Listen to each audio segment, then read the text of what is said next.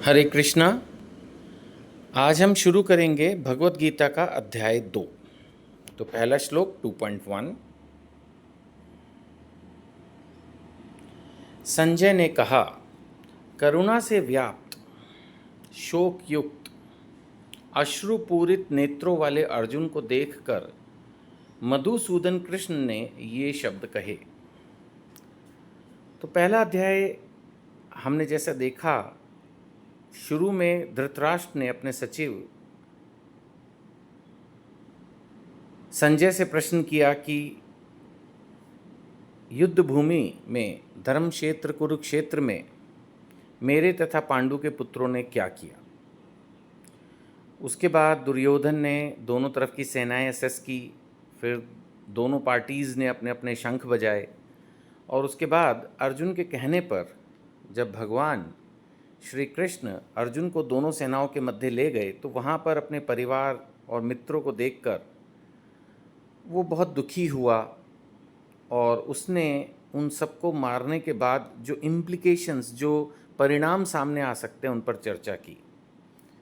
अब दूसरे अध्याय का जब शुरू हो रहा है तो यहाँ पर अगेन धृतराष्ट्र के सचिव संजय शुरू कर रहे हैं इस दूसरे अध्याय को, और वो बोल रहे हैं करुणा से व्याप्त, यानी पूरी तरह से करुणा भरी हुई है अर्जुन के मन में। ये कोई बहुत खराब लक्षण नहीं है। भक्त तो करुणामय होते ही हैं, भक्त तो दयामय होते ही हैं।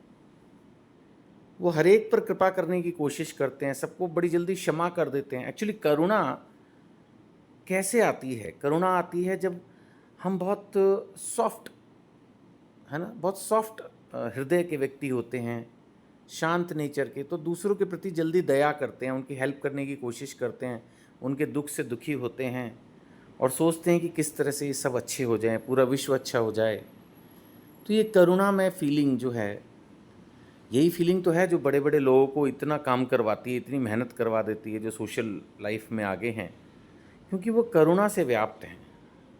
तो अर्जुन भी फिलहाल करुणा का प्रदर्शन कर रहे हैं, और उनकी करुणा क्या है कि मूर्ख लोग यहाँ मरने के लिए आ गए हैं, तो मुझे इन पर दया आ रही है, मैं इनको मारना नहीं चाहता। ये नहीं समझते कि इनको पाप लगेगा, बट मैं तो समझता हूँ। तो करुणा से व्याप्त हैं, शोक युक्त हैं, दुखी हैं, अश्रुपूरित नेत्र हैं, आंखों में आंसू हैं। मैं ये नहीं कह रहा कि कोई जस्टिफिकेशन है, लेकिन आप सोचिए कि वर्ल्ड का जो मोस्ट पावरफुल वॉरियर है, सबसे शक्तिशाली योद्धा, उसकी भी आंखों में आंसू हैं। तो कभी कभार जैसे ये बातें सामने आती हैं कि भाई रोना तो जो है वो औरतों का लक्षण है, आदमी को तो रोना ही नहीं चाहिए, या आदमी को तो रोना आता ही नहीं। ऐसा तो कुछ नहीं है। अर्जुन से ज़्यादा शक्तिशाली तो कोई था नहीं। जब उसकी आंखों में आंसू आ सकते हैं तो इसका मतलब आंसू आना एक नॉर्मल बात है। तो अश्रुपूरित नेत्रों वाले अर्जुन को देखकर अब भगवान कृष्ण को लग रहा है कि समझाना ही पड़ेगा, ऐसे काम नहीं चलेगा। फिर आया श्री भगवान वाच। ये बहुत महत्वपूर्ण शब्द है भगवत गीता 2.2 में जो शुरुआत है। वैसे भगवान ने थोड़े से शब्द पहले अध्याय में भी कहे थे, लेकिन मुख्यतः यही पहला श्लोक माना जाता है भगवान श्री कृष्ण का, क्योंकि यहाँ पर प्रॉपरली भगवत गीता में लिखा गया है श्री भगवान वाच, यानी परम भगवान कृष्ण इस संदेश को, इस भगवत गीता को दे रहे हैं। ये भगवत गीता इसीलिए सबसे ज़्यादा महत्वपूर्ण है क्योंकि यहाँ पर हमारी लाइफ के ऑल डूज़ एंड डोंट्स, क्या करना है क्या नहीं करना, ये स्वयं भगवान ने अर्जुन के माध्यम से हमें बताए हैं। डायरेक्ट भगवान के मुख से ये शब्द आ रहे हैं। हमेशा हम गंगा को महत्वपूर्ण मानते हैं जो भगवान के चरणों से प्रकट हुई है, तो ये शब्द भी कितने महत्वपूर्ण होंगे जो स्वयं भगवान के मुख से निकल रहे हैं। अगर आपको समय मिले तो भगवत गीता जरूर पढ़ें, इन शब्दों को भी अपने मुंह से स्वयं उच्चारित करें जो स्वयं भगवान ने कहे। तो अब हम ले रहे हैं कि भगवान ने क्या कहा। श्री भगवान ने कहा, हे अर्जुन, तुम्हारे मन में यह कलमश आया कैसे? सीधा, जैसे कहते हैं ना, सीधी बात, नो बकवास। भगवान ने सीधा अर्जुन को बोल दिया कलमश, कूड़ा करकट।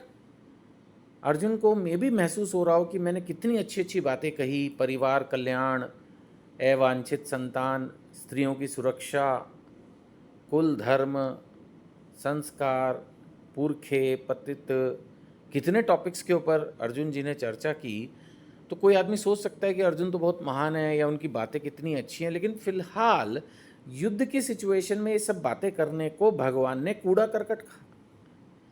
भगवान ने कहा तुम्हारे मन में ये कलमश, कलमश वेरी बैड थिंग, ये कलमश आया कहाँ से? गंदगी, अज्ञान, यह उस मनुष्य के लिए तनिक भी अनुकूल नहीं है जो जीवन के मूल्य को जानता है। अरे तुम तो पढ़े लिखे हो, अर्जुन ने खुद भी कहा था कि मैंने गुरु परंपरा से अध्ययन किया है। बोले तुम तो पढ़े लिखे हो, जीवन के मूल्य को समझते हो, तुम समझते हो कि जीवन क्या है, आत्मा क्या है, परमात्मा क्या है, भगवान क्या है, जीवन का लक्ष्य क्या है, सब समझते हो, जीवन के मूल्य को जान, तुम्हारे मुंह से ये सब बातें, तो ये उस मनुष्य के लिए तनिक भी अनुकूल नहीं है जो जीवन के मूल्य को जानता हो।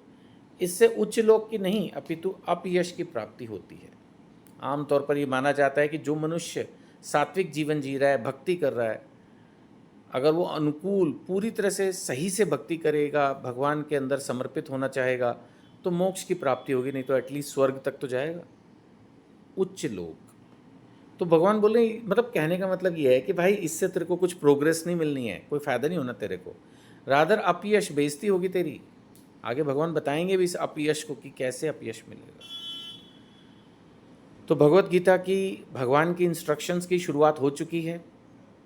क्लियरली भगवान ने देखिए टू द पॉइंट बोला, कलमश, क्रिटिसाइज़ किया अर्जुन को, ये भी कहा कि तुम मूल्य को जानते हो। तो ऐसे हम भी कितने लोग हैं जो पढ़े लिखे हैं फिर भी कुछ भी उठपटांग करते हैं। तो यानी एक तरह से भगवान हमें बोले, अरे तुम ये सब हरकतें क्यों कर रहे हो, या ये सब बातें कैसे सोच सकते हो, तुम तो समझदार हो, पढ़े लिखे हो, और इस सबसे अपयश की प्राप्ति हो सकती है। तो भगवत गीता का हर श्लोक हमें हमारे जीवन में कैसे जीना है उसके लिए प्रेरणा देता है।